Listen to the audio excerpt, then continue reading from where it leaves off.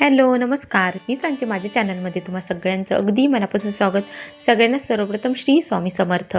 तुम्हा सगळ्यांचे चांगल्याचे स्वामी महाराज पूर्ण करत हीच स्वामींच्या चरणी प्रार्थना करते आणि आजच्या व्हिडिओला सुरुवात करते. आजच्या आपल्या व्हिडिओचा विषय आहे दीप अमावस्या. श्रावण महिना सुरू होण्याआधी दीप अमावस्येला पूजा केली जाते, ज्याला दिव्यांची अमावस्या असं म्हटलं जातं. दरवर्षी दीप अमावस्या जवळ आली की अनेकांच्या मनात एकच प्रश्न निर्माण होतो की दीप अमावस्या नेमकी कधी आहे. आता यंदा अमावस्या तिथी ही 2 दिवस असणार आहे. तर योग्य दिवस कोणता आहे? दीप अमावस्या 11 ऑगस्टला आहे की 12 ऑगस्टला आहे? पूजा मंगळवारी करायची की बुधवारी? तर या संपूर्ण प्रश्नांची उत्तरं चला आपण या व्हिडिओमध्ये सविस्तर जाणून घेऊया. पंचांगानुसार अमावस्या तिथी ही मंगळवारी 11 ऑगस्ट रोजी रात्री 1:53 सुरू होणार आहे आणि दुसऱ्या दिवशी म्हणजेच बुधवारी 12 ऑगस्ट रोजी रात्री 11:06 ही तिथी असणार आहे. आता शहरानुसार काही मिनिटांचा फरक असू शकतो. यामुळे अनेक पंचांगामध्ये 11 आणि 12 ऑगस्ट असे दोन्ही दिवस दाखवत आहेत. म्हणूनच अनेकांना अशी शंका आहे की पूजा नेमकी कोणत्या दिवशी करायची आहे. तर 2026ची ही दीप अमावस्या साजरी करण्याचा मुख्य दिवस असणार आहे बुधवारी 12 ऑगस्ट रोजी असणार आहे. कारण या दिवशी दिवसभर अमावस्या तिथी असून सूर्यास्ताच्या वेळी आणि प्रदोष काळातही अमावस्या तिथी अस्तित्वात आहे. त्यामुळे दीपपूजन, लक्ष्मीपूजन आणि दिवे प्रज्वलित करण्यासाठी 12 ऑगस्ट बुधवार हा दिवस अधिक योग्य मानला जातोय. मात्र या दिवशी एक महत्त्वाची गोष्ट लक्षात घ्यायची आहे की धार्मिक सणांमध्ये फक्त तारीख महत्त्वाची नसते, तर त्यावेळी चालू असलेली तिथी सुद्धा तितकीच महत्त्वाची असते. म्हणून काही वेळा पंचांगात 2 दिवसांचा उल्लेख दिसला तरीही गोंधळून जायची गरज नाही. आता दीप अमावस्येसारख्या दीपपूजनाच्या उत्सवात प्रदोष काळाला विशेष महत्त्व दिलं जातं. म्हणजेच सूर्यास्तानंतरचा काळ हा दीप प्रज्वलित करण्यासाठी सर्वात शुभ मानला जातो. म्हणून तुम्ही सकाळी घराची स्वच्छता करायची आहे, देवघराची तयारी करायची आहे, दिवे स्वच्छ धुणे, पूजेची तयारी असू द्या, या सर्व गोष्टी तुम्ही सकाळी करू शकता. परंतु मुख्य दीपपूजन जे करायचे आहे ते दीपज्योती मंत्र म्हणायचे आहे, ते आरती करायची आहे किंवा लक्ष्मी मातेला प्रार्थना करायची आहे तर ती शक्यतो 12 ऑगस्टच्या संध्याकाळी प्रदोष काळात करायची आहे. आपण तज्ज्ञांच्या सल्ल्यानुसार सुद्धा दीपपूजन साजरी करू शकतो. शिवाय तुमच्याही मनात 11 ऑगस्टला की 12 ऑगस्टला दीप अमावस्या साजरी करावी असा प्रश्न असेल तर अमावस्या तिथीचा प्रारंभ हा 11 ऑगस्टच्या मध्यरात्रीनंतर होतोय. परंतु दीप अमावस्येचे मुख्य पूजन जे आहे किंवा दीप प्रज्वलन जे आहे ते तुम्ही बुधवारी 12 ऑगस्ट रोजी संध्याकाळी करणं अधिक योग्य मानलं जाते. आता अनेकांना प्रश्न पडतो, दीप अमावस्येची पूजा सकाळी करायची की संध्याकाळी?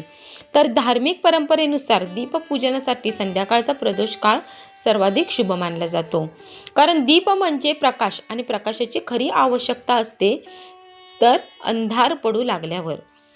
सूर्यास्तानंतर जेव्हा संध्याकाळ होते तेव्हा दिवा प्रज्वलित करून अंधारावर प्रकाशाचा विजय साजरा केला जातो आणि म्हणूनच दीपपूजनाचा मुख्य विधी हा संध्याकाळी करावा असं सांगितलं जातं.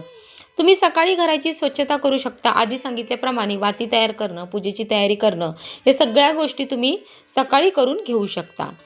बऱ्याच जणांना प्रश्न पडतो की 2 दिवसावर अमावस्या आली तर नेमकी ती कधी करावी? तर हा अगदी प्रश्न पडणं साहजिक आहे. काही वेळा अमावस्या एका दिवशी सुरू होऊन दुसऱ्या दिवशी संपते. अशा वेळी अनेकांना अशी शंका निर्माण होते. तर धार्मिक परंपरेनुसार दीपपूजनासारख्या संध्याकाळी होणाऱ्या विधीमध्ये ज्या दिवशी प्रदोष काळात अमावस्या तिथी असते त्या दिवशी पूजा करणं अधिक योग्य मानलं जातं. आणि म्हणूनच फक्त तिथी कधी सुरू झाली किंवा कधी संपली हे पाहणं पुरेसं नसतं, तर त्या दिवशी सूर्यास्ताच्या वेळी अमावस्या तिथी अस्तित्वात आहे का हे महत्त्वाचं आहे. आता आणखी एक प्रश्न म्हणजे उदय तिथी महत्त्वाची की प्रदोष काळ? तर याचं उत्तर सुद्धा सणांच्या स्वरूपावर अवलंबून असतं. ज्या सणांचे विधी सकाळी केले जातात त्यावेळेला अनेकदा उदय तिथीला प्राधान्य दिलं जातं. परंतु दीप अमावस्या हा दीपपूजनाचा आणि संध्याकाळी दिवे लावण्याचा उत्सव असल्यामुळे प्रदोष काळाला विशेष महत्त्व दिलं जात आहे. म्हणून दीपपूजन करताना शक्यतो सूर्यास्तानंतरचा शुभ वेळेत पूजा करणं अधिक योग्य मानलं जातं. आता संध्याकाळचा काळ इतका महत्त्वाचा का असतो? तर यामागे सुंदर आध्यात्मिक अर्थ आहे. संध्याकाळ म्हणजे दिवस आणि रात्र यांचा संगम. हा काळ शांतता, प्रार्थना, दीप प्रज्वलन आणि ईश्वर स्मरणासाठी अत्यंत पवित्र मानला जातो. दिवा म्हणजे अंधारातून प्रकाशाकडे जाण्याचं प्रतीक आहे, तर तो अज्ञानातून ज्ञानाकडे जाण्याचा संदेश आहे. तो निराशेऐवजी आशा निर्माण करण्याची प्रेरणा देतो. म्हणूनच दीप अमावस्येला संध्याकाळी दिवे लावण्याची परंपरा शेकडो वर्षापासून चालत आलेली आहे. आता घरगुती पूजा आणि मंदिरातील पूजेमध्ये काही फरक आहे का? मंदिरात गेल्याशिवाय दीप अमावस्येचे पुण्य मिळू शकतं का? तर जर तुम्हाला मंदिरात जाणं शक्य असेल तर नक्की दर्शन घ्या. मात्र श्रद्धेने, स्वच्छ मनाने आणि विधीपूर्वक स्वतःच्या घरात केलेली दीपपूजनही तितकेच महत्त्वाचे मानले जाते. घरातील देवघर, तुळशी वृंदावन किंवा घराच्या मुख्य प्रवेशद्वाराजवळ दीप प्रज्वलित करून प्रार्थना केली तरी धार्मिक दृष्टिकोनातून त्याला महत्त्व आहे. महत्त्वाची गोष्ट म्हणजे दिखावा नाही तर श्रद्धा हवी. मोठे शेकडो दिवे लावा अजिबात नाही. एक छोटासा दिवा लावा तरी त्याचं आध्यात्मिक महत्त्व आहे. म्हणून 12 ऑगस्टला बुधवारी आपण दीप अमावस्या साजरी करू शकता. ही श्रद्धेने साजरी करायची आहे. घराची स्वच्छता करा, प्रदोष काळात दीपपूजन करा आणि ईश्वराकडे आपल्या कुटुंबाच्या सुखसमृद्धीसाठी, आरोग्यासाठी आणि सकारात्मकतेसाठी प्रार्थना करा.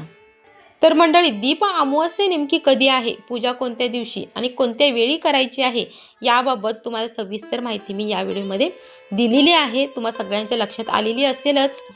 आता दीप अमावस्येला दिव्यांची पूजा कशी करावी, कणकेच्या दिव्याचा उपाय काय आहे, कोणत्या 5 वस्तूंचं दान शुभ मानलं जातं, मुलांचं औक्षण कसं करायचं आहे, लक्ष्मी प्राप्तीसाठी कोणते उपाय आहेत का, आणि दीपपूजन करताना कोणत्या चुका टाळायच्या आहेत, या सर्व विषयांवर मी स्वतंत्र व्हिडिओ सविस्तर घेऊन येणारच आहे. म्हणून तुम्हाला दीप अमावस्येबद्दल आणखी कोणत्या विषयांची माहिती हवी असेल तर कमेंट करून मला नक्की सांगा. तुमच्या संपूर्ण प्रश्नांवरती आधारित व्हिडिओ घेऊन येण्याचा मी नक्कीच प्रयत्न करेन. तर तो व्हिडिओ चुकवायचा नसेल तर आत्ताच चॅनलला सबस्क्राईब करा आणि बेल आयकॉनवर सुद्धा क्लिक करा, म्हणजे माझे नवनवीन व्हिडिओचे नोटिफिकेशन तुम्हाला मिळत राहील. अशाच आध्यात्मिक, धार्मिक आणि सणवारांबद्दल माहिती जाणून घेण्यासाठी माझ्या चॅनलला सबस्क्राईब आवर्जून करा आणि व्हिडिओ आवडला तर लाईक करा, जास्तीत जास्त शेअर करा. पुन्हा भेटू अशाच एका नवीन व्हिडिओमध्ये. तोपर्यंत धन्यवाद.